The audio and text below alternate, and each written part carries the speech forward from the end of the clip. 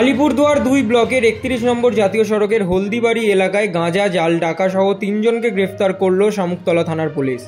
গোপন সূত্রে খবরের ভিত্তিতে শনিবার জাতীয় সড়কের মাঝের ডাবরি গ্রাম পঞ্চায়েতের হলদিবাড়ি চৌকতিতে কোচবিহার জেলার চৌধুরীহাটের ৩ জনকে গ্রেফতার করে পুলিশ।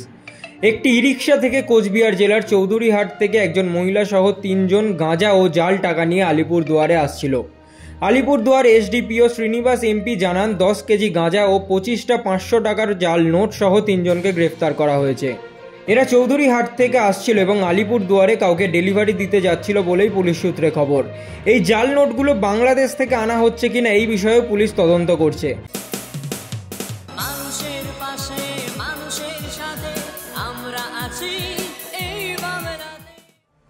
আপনারা দেখছেন সংবাদ শিরোনাম।